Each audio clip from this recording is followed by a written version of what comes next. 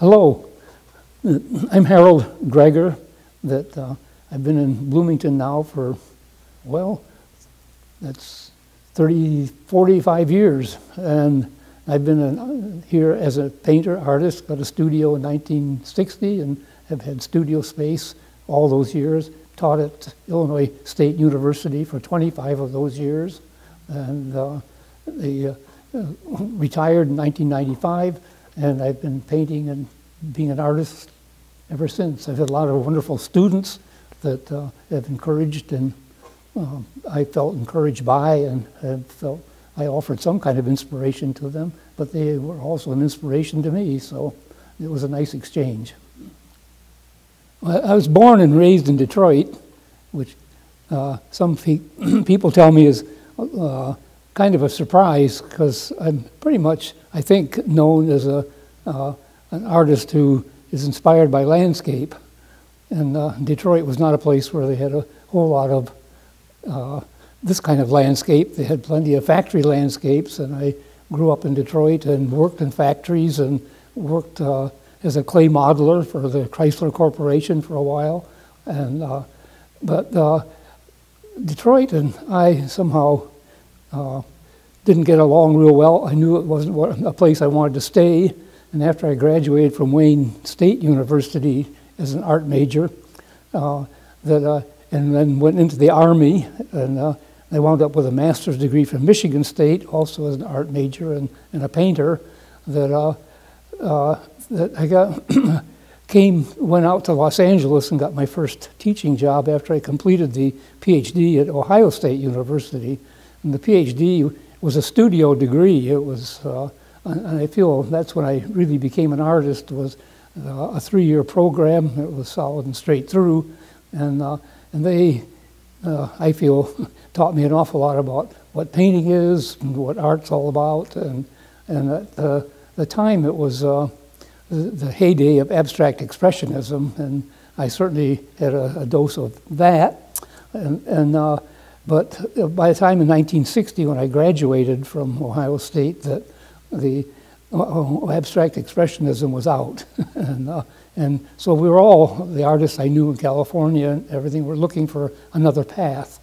And what I decided is that I really wanted to go back, and so I went back and did the kind of Winslow Homer thing of sitting by the ocean in California and painting with an easel and doing all of that. And that's what began to make me think about landscape as a major subject. And the more I knew about it, the more I became engaged. And for several reasons and stuff, after, well, by 1970 in California, that was about 10 years, that I had scheduled a big show in La Cienega, which was a major thing, and the gallery went belly up, and I was the head of a department at Chapman University, and I realized I just was not ahead of, I'm just not good at that. And the job offer came from Illinois State University. They needed a person to teach painting, and the more I thought about that, I applied for it and did get the job, and that's why I'm here. And I've never regretted that when I flew in and looked at the landscape below, it was something I'd really not ever noticed or paid attention to before. And I began to really think about landscape painting, got a studio almost immediately with the help of Ken Holder, who's also exhibited here, and got a studio in downtown Bloomington on the Front Street, and it was an old ballroom, and gave me a lot of space to do stuff. And so I did, and made large paintings and large landscape paintings. And the first thing I really attracted, I thought that I didn't really know quite what to do. And I thought the corniest and the dumbest thing I could probably do would be corn cribs. I had not seen them. I didn't know what they were. I thought they were barns until somebody finally told me, those are not barns, they're corn cribs. And, but I did corn cribs for about, maybe a year. And along with landscapes, these were big landscapes. And a New York gallery reached me, and that gallery was the O.K. Harris Gallery in New York. And I was told that I entered a show. The juror of the show told Ivan Karp, who was the director of the O.K. Harris Gallery, to kind of get on me. And so I heard from them, and said, come out, send your paintings, and we'll look at your art. I did, they did, and I got into the O.K. Harris Gallery in 1971. And that was right in the first wave photorealism. And I could do photorealism because that was my training way back, but at the time you were almost ashamed of it because realism was seen as being like the poor. It was always be around, something everybody could do, but it really wasn't quite true. And anyway, that Ivan Karp took me on, and I became part of the 100 Acres Gallery, which was his across the street small gallery for smaller works.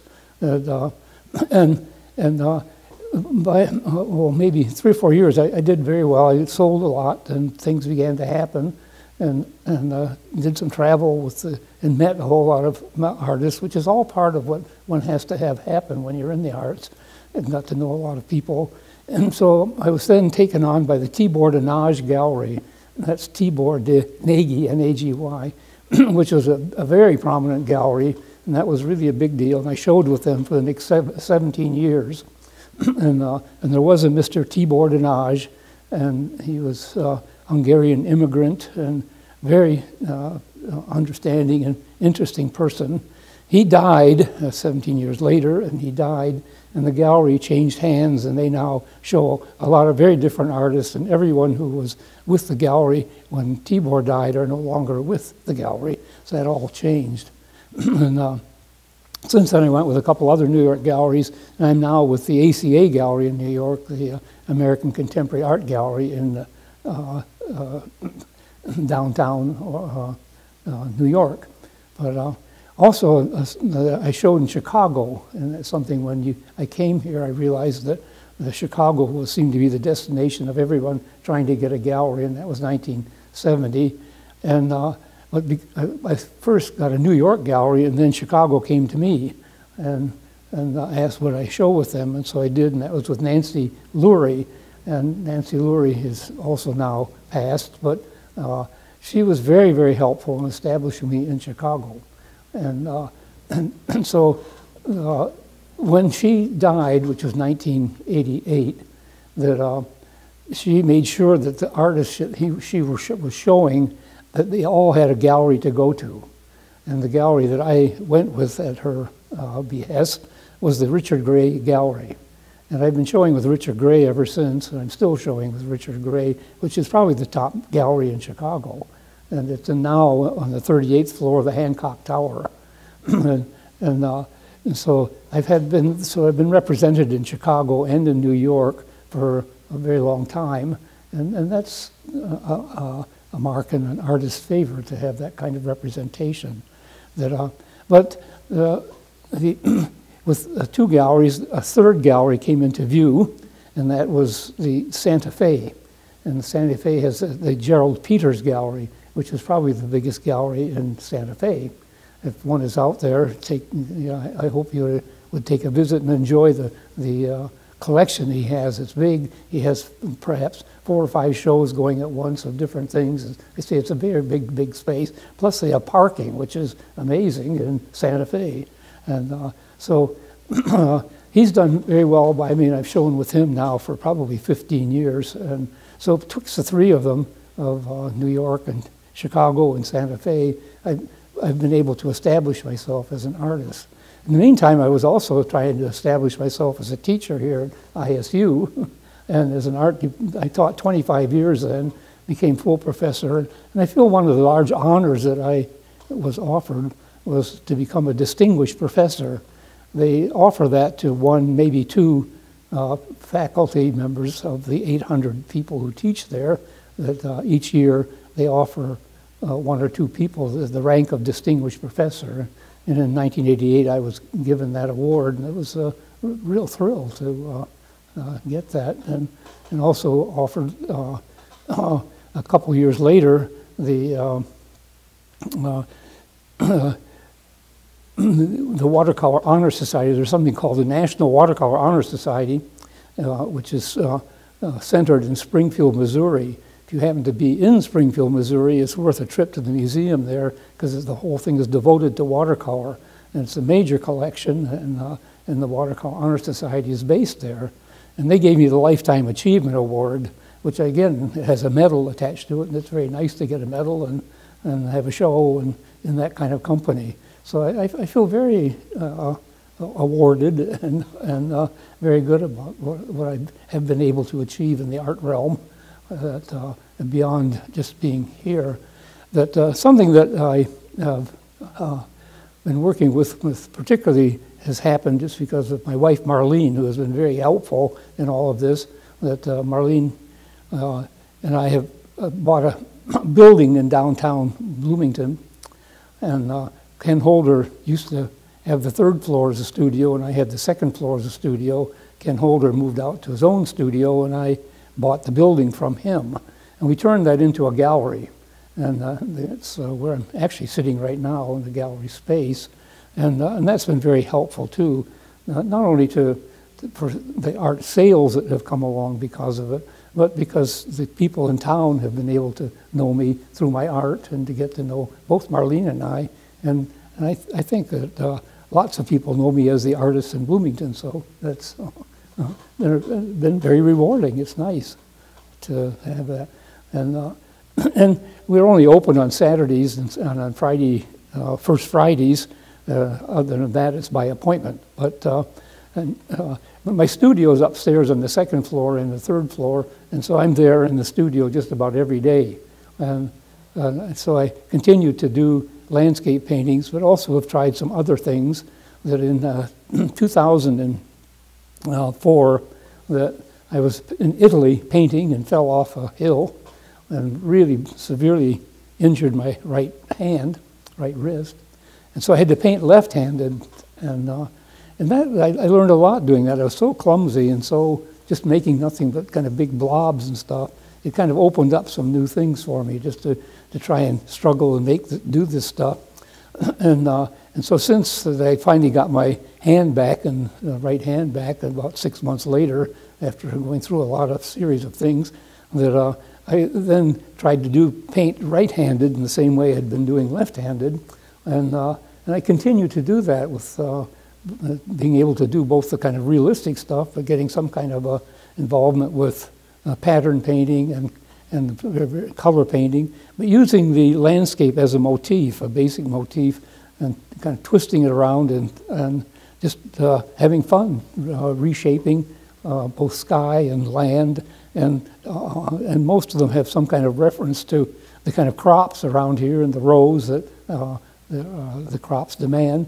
And so, but anyway, it's still essentially landscape, but it's very colorful. And I think the primary reaction to them is the color order, or the color, the non-local color, or the grass isn't always green, it's a lot of colors, and the sky isn't by any means always blue. So, and they're really fun to do because it's very imaginative and has a high energy that's, I think, a lot of people have found enjoyable.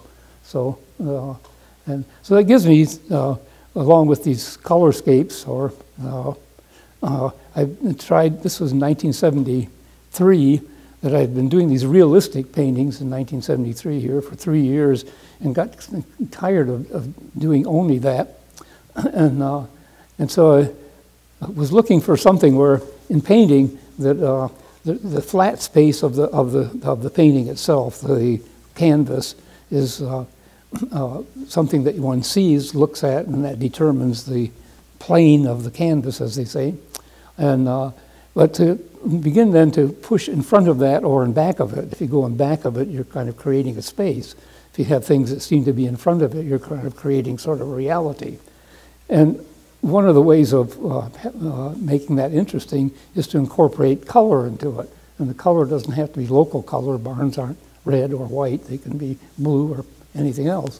And but I was fooling with that, and when I flew in a plane over the countryside here and looked down, here it was right in front of me, all this patterning, and with the corn cribs and whatnot. And then I saw an image of it on a cornmeal bag at the state or the county fair here, and the cornmeal bag had this silkscreen image with flat color, with an aerial view with just big patterns. And I thought, wow, there it is. And so I made a large version of it and studied that for a while, and had now I'm working on number 116 of that series, that, where it opened up a whole new domain. So the flatscape, I call them flatscapes because they're about color form space using and incorporating some sort of reasonably recognizable imagery. And within that, I've moved to much more loose directions and also tightened them up, and so they're quite realistic. And the most recent one I did doesn't have, it's only black and white with a little bit of blue rolling through it to get the most diminished kind of color, where some of the others are very, very bright color. And so I moved from one sort of thing to the other. That I haven't done realistic ones other than just straight landscapes, and those are panoramas. And I just finished a panorama painting, meaning it seemed to me that if you, the usual format in painting, which is something about maybe 3 by 5-ish or 4 by 6, something like that, in those proportions and dimensions, that for around here really doesn't fit. When you drive by, you're looking at big sky and looking at pretty flat, distancing landscape. And the rows of the cornfields that enhance that. You're zooming down some rows, and as you drive by, you're not really looking at a focal point. You're looking at a kind of a gathering moment, and then you kind of drift, and then there's something else that attracts your attention, and you go and you kind of look and not, kind of look and not as you drive by. You don't walk by, you don't stand still and look at something. And so there's maybe about, you know, a moment of noticing. There's maybe like 3 gathering points, and gather, release, gather, release, gather, release. And so I've used that in a panoramic format. Panoramic meaning very wide. You don't really have to see what's at your feet, and you don't have to see a whole lot of sky. You just see the slice of landscape going by. And I've done a lot of those, the panoramas, with these kind of gathering points. Probably some of them, really big ones, as big as I've gotten, has been 35 feet. And that's 5 by 35 feet. It's up in the McCormick place up in Chicago. Others I've done 10 feet. But the size I like most is 18 inches by 90 inches. That, as a viewer, you feel distance from it enough that you can't really see all the details, but it does not encourage you to kind of put your nose right into it either. It's a kind of distance in the way that you are experiencing the painting in much the way you might experience the real landscape. And, so anyway, I've just finished one that's a little bit smaller than that, but it's just trees and cornfields and corn, and usually kind of spring when it's just becoming so you can see some of the land. And so I've done a lot of panoramas, and they did very well in New York and in Chicago. I began to get kind of tired of doing them because they got kind of similar, and so I say I've just finished one, but I hadn't done one for about 2 or 3 years prior to that, and prior to that. But I guess I've probably, I don't know, done 25 or 30 of them.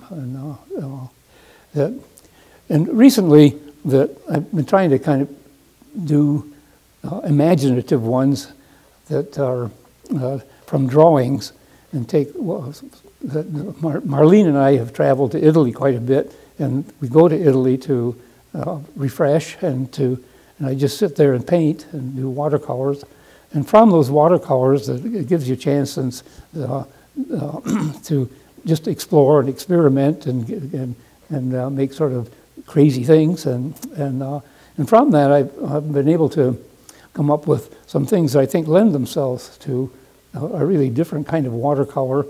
But I haven't defined it, and I've only done a few like that. They're smaller, they're different shape, meaning maybe 1 foot by 2 foot in proportion. Although it's 18 by 40 inches is kind of the size of most of them, and they're pattern paintings really, but they're also descriptive. They're also still landscape derived, but with forests, a lot of trees, no sky, stuff like that. So it's I'm still pushing around to see what where I can go with landscape. Landscape as a subject seems to me almost to be unending, and always offering some sort of new possibilities or new directions to move in.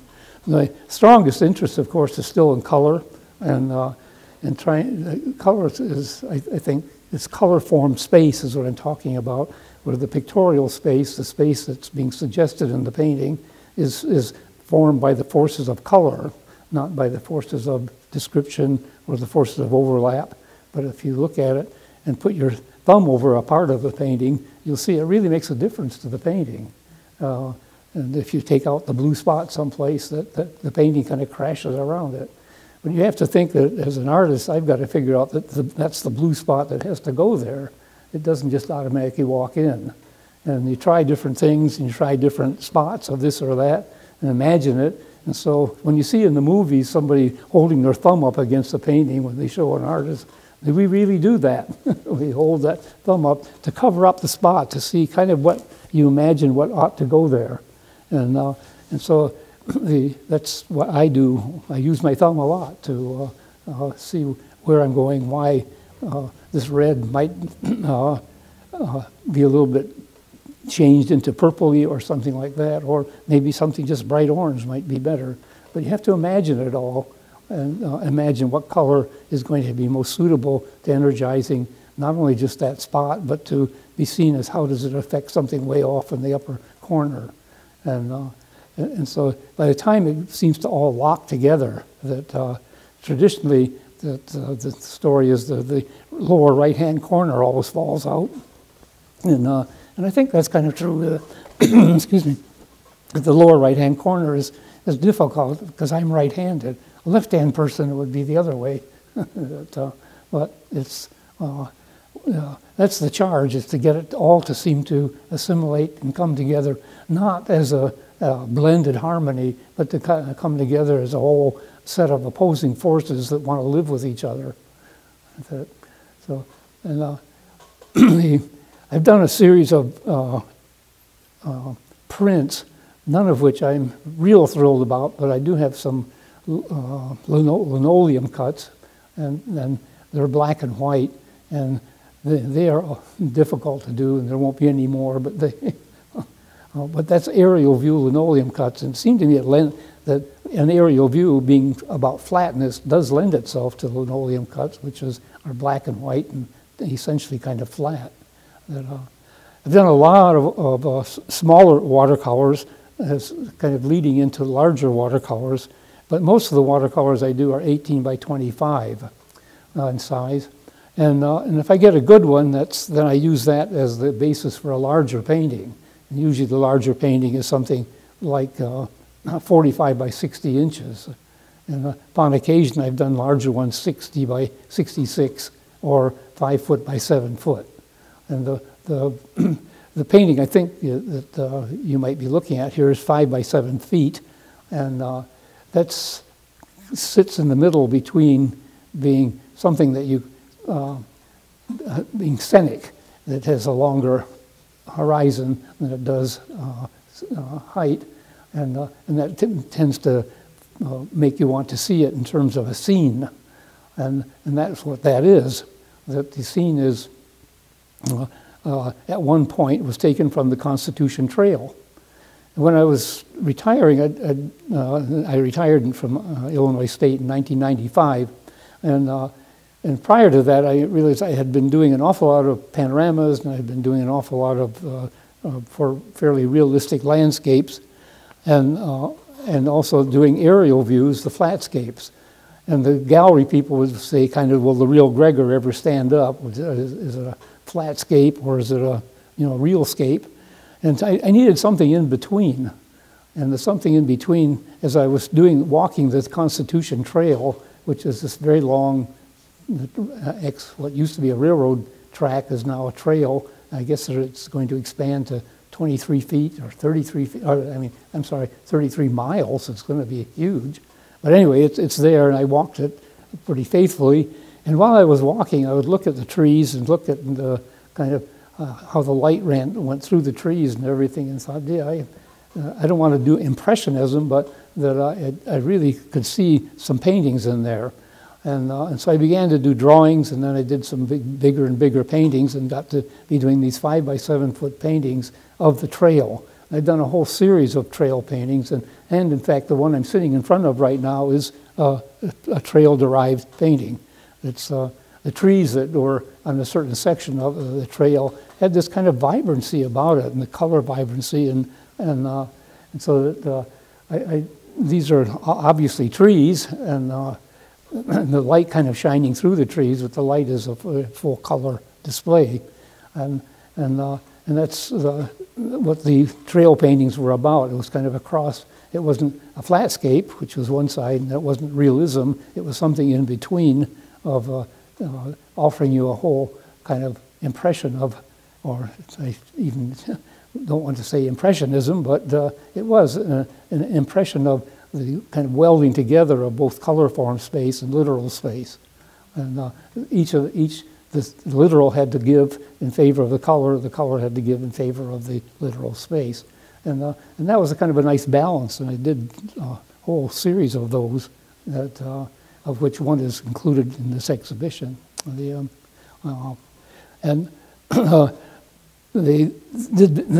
Chicago Gallery, I think, that's Richard Gray was able to move a lot of those, I think because the people who were there was probably more Chicagoans who knew the kind of territory or knew what it referred to a little bit more than somebody from New York or even Los Angeles. But, I'm now, well, I'm 87, and very shortly will be 88. And so I don't know how much longer I'm going to do it. Right now I'm still in pretty good shape and can climb the stairs to my studio and work all day, which I try to do every day. And I try to get here about 10 in the morning in the studio and work till between 6 and 7 at night, and go to lunch in the middle of that. And that's, if I can do it, 7 days a week. But my wife Marlene makes sure that I don't quite get that. But she's been very, very helpful, and I have to say thank you to her for taking over much of the standard duties of housekeeping. And we live in a converted theater, which does not have a lawn, doesn't have trees around it, and so some of the usual things that bother people or get in their way of I don't have, when we don't have the garage, which is fitted right into the house, so we just drive in, so that and I don't have to cut any lawns and don't have to do any of that kind of stuff. So no, I get max time here in the studio, and I really appreciate that. It's a great joy, a great delight, and I think it's Marlene has this, offers that as a kind of a sense of her own confidence in what I do, and that's very nice.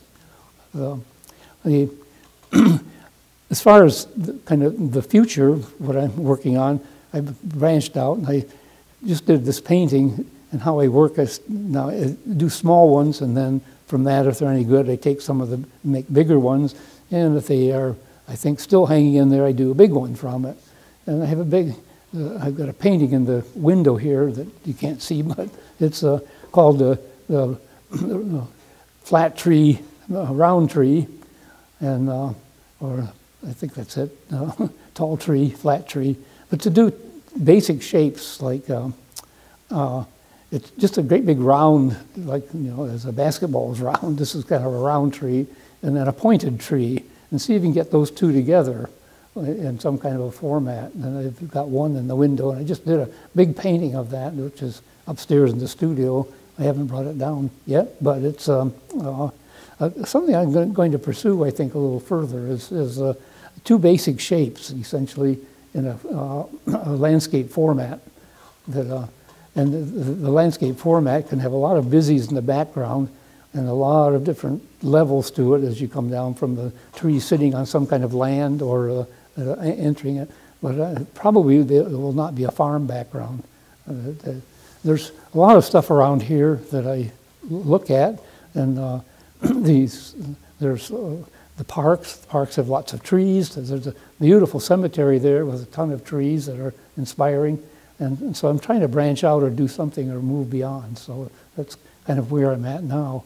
That despite my age and temperament, I always see something else. I go, gee, I wish I would try that. And oh, you ought to do this, ought to do that. And I have a whole lot of ought to do's that are in front of me. I can say who most influenced me, not from here, but then also the friends here. But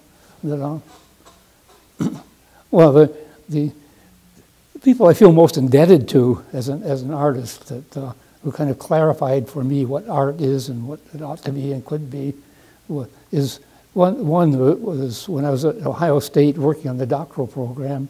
There was a teacher named Hoyt Sherman, and someday he's written books and had something called the Flash Lab, and where you drew in the total darkness, and they flashed a big image in front of you, and you had to draw that in the darkness with chalk on big paper.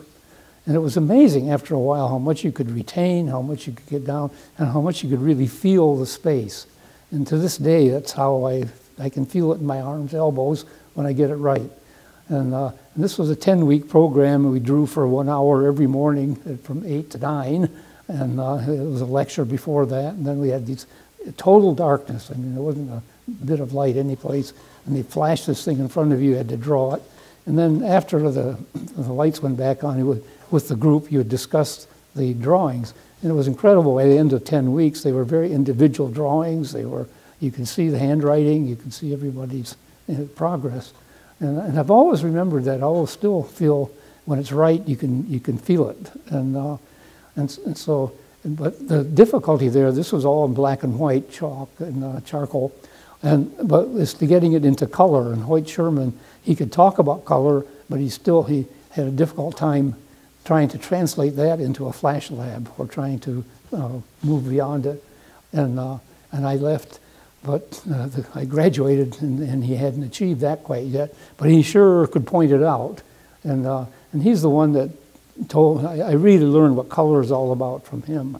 And so when I went to California, and California is a place where one sees lots of color, and it was a very exciting place. And I began to try and bring together both color and figuration. That's Cézanne's classic problem.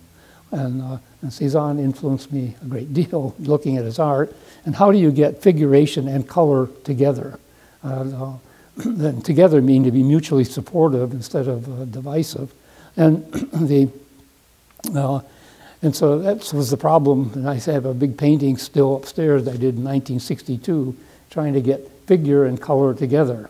And you can get color just by splashing color around, but that's the old ABEX thing, abstract expressionism. And the deal by 1960, when de Kooning suddenly started doing the Pink Lady series, which he'd started in '52, but by 1960 he was moving. It was like de Kooning, how could you move from just total abstraction? But he was making figurative, and if de Kooning did it, so did I. And so that was by 1960, I was really trying to get figuration and color together. In a sense, I'm still doing that. That's just what I do, was keep going, trying to get color and figuration to be mutually supportive and to offer a whole spatial understanding that's structured by the color forces. And so when I got here, that there was some people who are still very friends, and were basically have been friends for all these years, and whose art, that's part of what brought me here, was their art, which when I was interviewed, that I was shown, and one was Harold Boyd, who's he's the master draftsman. He's as a drawer, he's just, I think he's maybe the best around, not just around here, but he's right up there with what our drawing should be. And Ken Holder, we had shared studios in downtown Bloomington. He was on the second floor, I was on the third floor, and so we had a lot of discussions about art. And in talking with him about it, and I was new to this territory and everything, and he was from Texas, so both of us were kind of foreigners in a strange land, and we had a lot to say, of of trying to derive imagery from here. Ken pretty much still stayed with Texas, but I, being from Detroit, I wasn't going to do that. So I felt I was really inspired by what I saw here, and moved through it. Well, Ken is again a superb painter, figurative painter as well. And he did these studio paintings, that is, paintings of himself in the studio, and they were large. And I hadn't really done much in the way of large painting, and he inspired me to do bigger ones, and I did. And and I guess I'm still doing large ones, but he was really big, and 8 by 10 foot and stuff. And but I learned a lot from Ken, who has I think a tremendous eye. He can really analyze paintings, and it's tricky when two artists are looking at each other to analyze and stuff without insulting or getting mad at each other. But he was able to do it, and which he was also able to do in his teaching, and where we had a lot of discussions about it, and I certainly took his advice and counsel about what I was doing, and I think he responded and took mine. But and so those two people, I feel, were still close friends, and have been very helpful since I've been here. That without them, that Bloomington would not have been the kind of supportive place that it has been for me. There's a huge community of artists in Bloomington now. That many of them, I think, were ISU graduates. And I assume some came from Wesleyan. But I guess I would have liked to have, when I first got here, Wesleyan and ISU got along fine. Then, I don't know, Wesleyan sort of drifted away, and perhaps ISU also, but there were people there I would like to have known more and done more with, and shared the art enterprise in the area. And it's still, I think, that way, that it would be nice to have Wesleyan be more part of the art community, or the artist community. And maybe they are, I just don't know that they're from Wesleyan, but they have a gallery there that's sort of difficult to reach because of parking and everything, but it's still, they put on some shows, but I'm not so sure that very many people really go to them or see them. And I guess I just wish Wesleyan was a little more something one attended to. And I was really pleased to see Barry Blinderman and the new gallery space there. Barry was energized by that and has done remarkable things with it.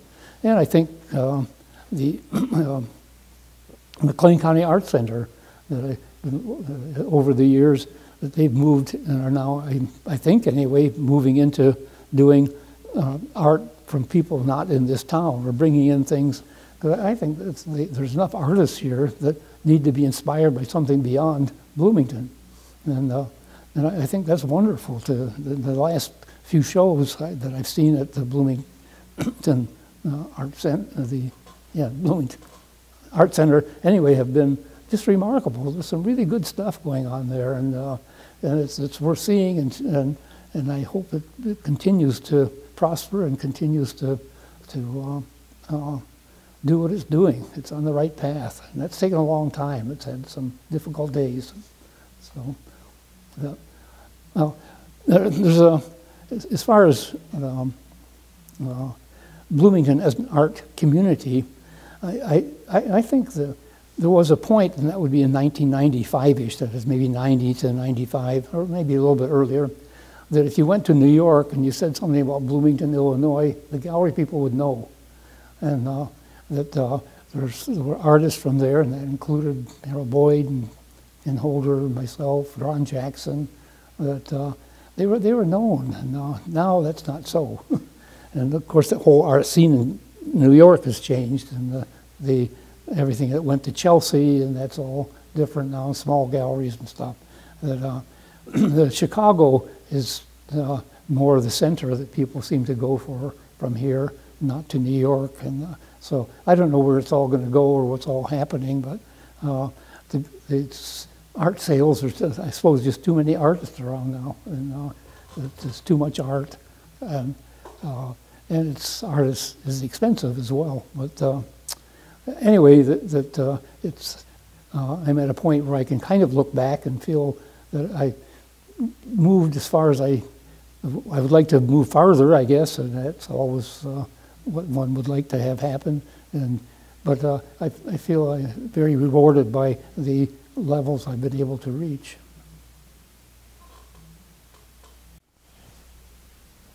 We're set. One of the events in my life I feel very good about is that when Barack Obama was elected senator from Illinois, that he went to Washington, D.C. to open his senatorial office. And the senatorial offices are really large places. And so I got a phone call from his secretary, Lily, and she asked, do you have any work available that would fit on a 14-foot wall? And it just happened that I had a big painting, 5 by 7 foot painting, landscape number 120, that had come back from a show. And I sent them slides of it, and they said, okay, they'll accept that. And the painting then got shipped to the Obama senatorial office.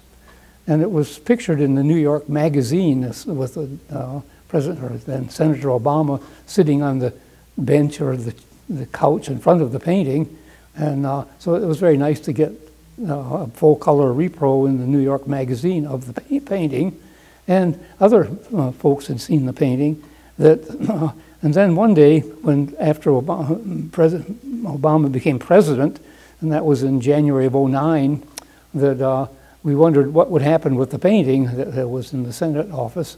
And I got a call from Lily, and I'm not sure who Lily is, but she is the secretary in the White House, and said that did I know that President Obama wanted to take the painting with him to the White House, but no living artist is allowed to have work on the first floor of the White House.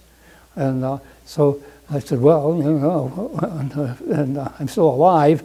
And she said, well, the presidents usually get what presidents want. And so the painting was shipped over to the White House, and yes, it was displayed for 14 months on the first floor of the White House in the president's private dining room, which happens to be right next to the Oval Office. So that was very nice to get that close with the painting. They invited us there, and dumb me, I never got around to going to Washington, D.C., so I never saw it there. But my gallery dealer did, and it's all confirmed that it really was there. But when the 14 months were up, I got a call from his secretary, Lily, again, saying, oh, you're still alive, she said. And I said, yeah. And he said, well, we've got to take the painting out. They told us that 14 months was long enough, and they took the painting. And the painting is now with Senator Durbin in Senator Durbin's office, and will be there for quite a while, because Senator Durbin will be the senator for the next 3.5 years. And in 3.5 years, the Obama Library will be completed. And at this point, anyway, we have high hopes that I intend to gift the painting to the Obama Library. And as far as I know, at this point, anyway, they're willing to accept it. And so we'll see. But I would feel very good about having that painting in the Obama Library on permanent acquisition.